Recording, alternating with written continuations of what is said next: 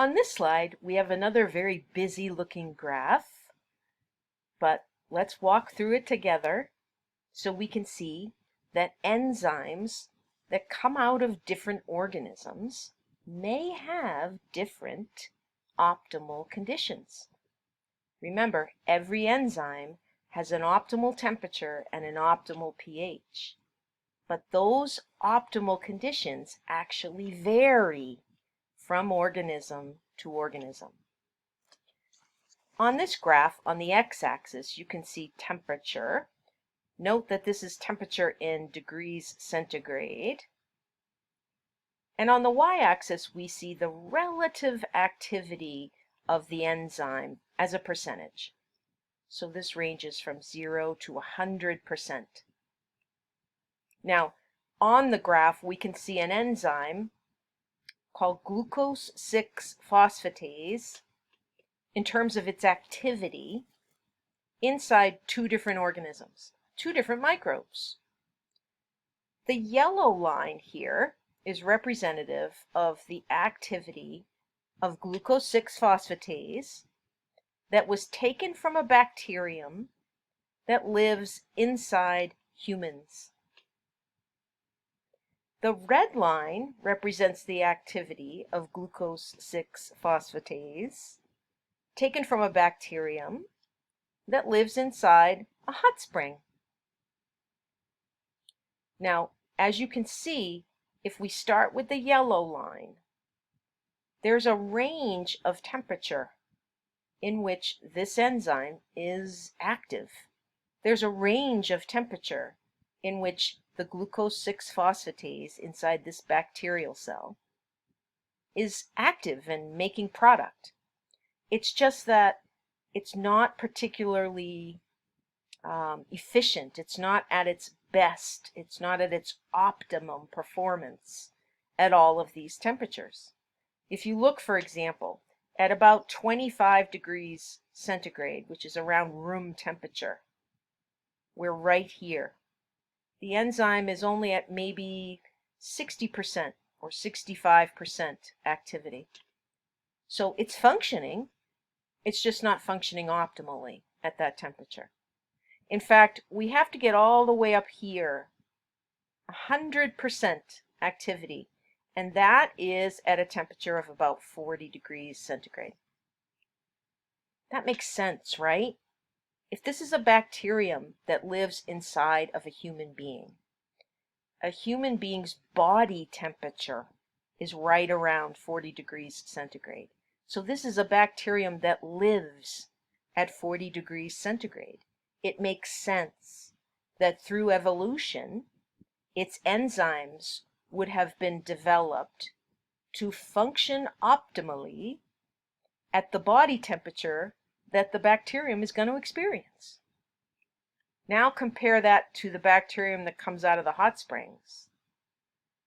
In order to function at 100%, this particular enzyme needs to be at a temperature of over 90 degrees centigrade. Very hot. It will function at lower temperatures, it just doesn't function as well. It will function at 40 degrees centigrade, but look at the relative activity. What, maybe 5 or 10%?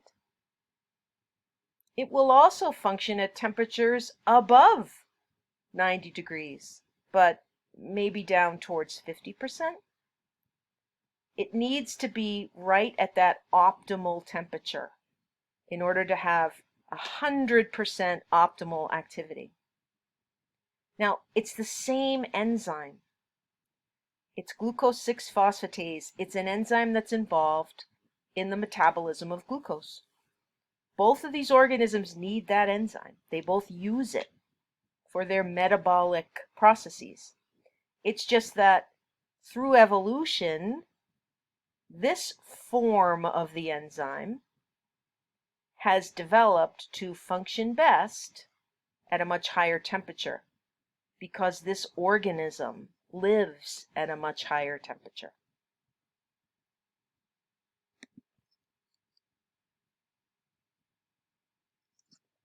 So let's review what we've been talking about so far. Catabolic reactions are metabolic reactions that break bonds in molecules and release energy. And we refer to those as exergonic. Anabolic reactions are metabolic reactions that build bonds, and those consume energy. They are also referred to as endergonic. We know that enzymes are catalytic proteins, and they are required to make reactions occur more quickly. We know that most biologically important chemical reactions, metabolic reactions, require enzymes. Now, let's switch gears a little bit here and think about this concept of energy. What exactly is energy? Again, it's hard to wrap our heads around it. It's not something we can touch. It's not something we can see under the microscope. It's not something we can put on a microscope slide and stain. Energy, by definition, is the ability to do work. Now, if you were to think about that from a biological perspective, energy is therefore the ability to cause some kind of change in a cell, some kind of physical change, some kind of a chemical change, but it's the ability to make a change happen. Now, all living things require a continuous source of energy. Recall that we talked a little bit about the first law of thermodynamics in a previous lecture. We defined that law as being energy can neither be created nor destroyed, only altered in its form. And we said that in a living cell, energy can take different forms. Energy can be stored, for example, in what we would describe as potential energy. And when two electrons are sitting in a covalent bond in a molecule, being shared by two atoms, the energy associated with those electrons is stored in that bond. We also said that when energy is released from a bond, it can take different forms. It can take forms of movement, kinetic energy, in other words. It can become part of a new covalent bond, chemical energy. It can take the form of heat or thermal energy. Remember, we also said that living cells don't necessarily use thermal energy very well. A lot of thermal energy is lost from living cells, lost to the universe. It's not destroyed, it's just leaving the cell and therefore lost. What does all of this mean to us as students of microbiology? Well, it tells us that at any moment, all of the energy that's in a cell, like a microbe, has to either be stored in those covalent bonds or transformed into some usable, needed form at that moment, or lost to the universe as heat. Those are the only fates that energy can take in a living cell. So what's a cell to do? How is a cell to manage energy? How is a cell to tightly control what is stored energy and what is available energy and not lose too much of it as heat? Well, that's where ATP comes in. We've talked a little bit about ATP so far. We said that ATP abbreviation stands for adenosine triphosphate. we've looked at this chemical structure over here on the right. Remember, this molecule contains a carbohydrate, a sugar. That's called ribose. It contains adenine, which is one of the bases we know of from nucleic acid. And it contains 3 phosphate groups, all joined together in a row. ATP is what we think of as energy currency in a living cell. The cell uses it the way we use dollars and coins. The way the cell uses it is by breaking off this outer phosphate group, by breaking this covalent bond right here. Remember, when you break a bond in a molecule, you release energy. That is catabolic, that is exergonic. We can depict that reaction using this formula. ATP becomes or goes to ADP plus PI plus E.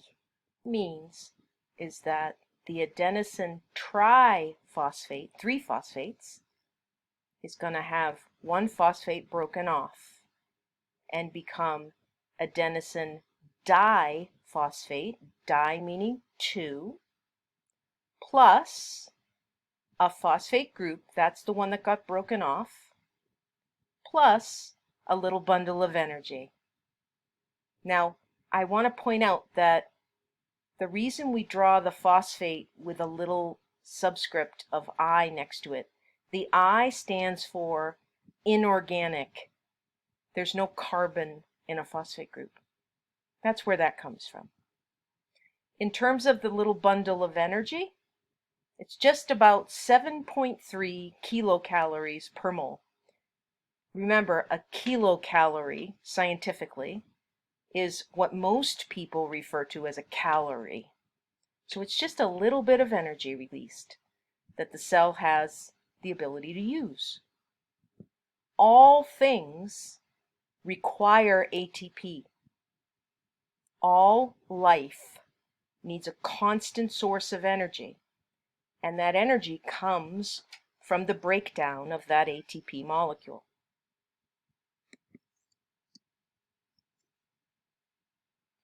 What I'd like to do now is talk about how cells, particularly microbial cells, are using ATP as energy currency.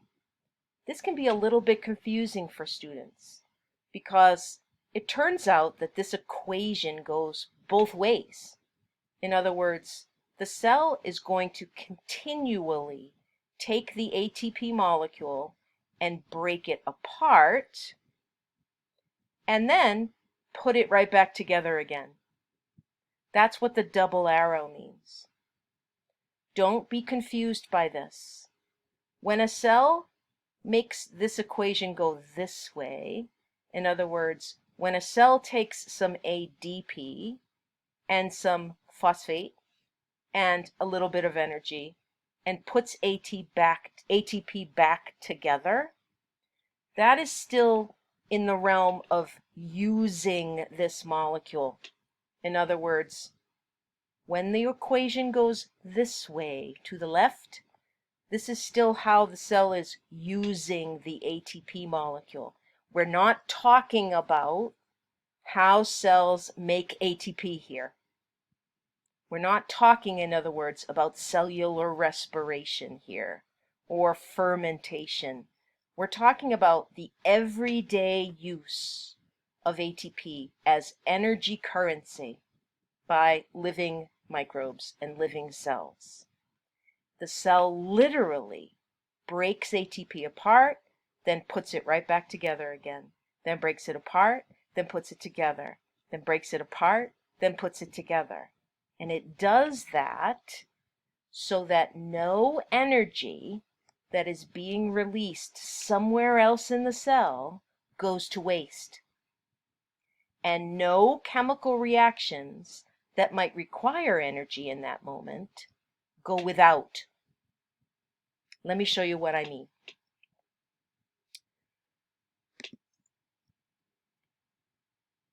living cells are going to work very hard to conserve energy whenever possible. And what that means is they are going to couple reactions that release energy or give off energy with reactions that consume or require energy. Makes sense, right? We have catabolic reactions going on all the time, releasing energy.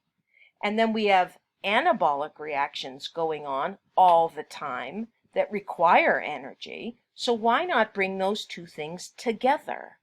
Why not couple them? Why not let the energy that's coming from catabolism fuel the energy requirements of anabolic reactions? Sounds good on paper, but the problem is those two things, those two types of reactions don't necessarily happen at exactly the same time. So the cell needs a middleman. The cell needs a way to connect catabolic and anabolic reactions so that the energy coming from the catabolic reactions fuels the anabolic reactions. But the cell needs a way to do that when those two reactions are not in sync with each other. It needs a middleman, and the middleman is ATP. To perform the coupling, in other words, microbes are going to use ATP as a middleman molecule. Whenever a catabolic reaction happens in the cell and a little bit of energy is released, the ATP molecule is going to be used to store that released energy, just temporarily, just till it's needed. All right? So the equation is going to go this way. ADP plus a phosphate group plus that little bit of released energy will be brought together and make ATP. Now, when a nearby anabolic reaction begins to happen, and that anabolic reaction needs energy, the cell turns around and reverses the equation. It's going to take the phosphate group right back off.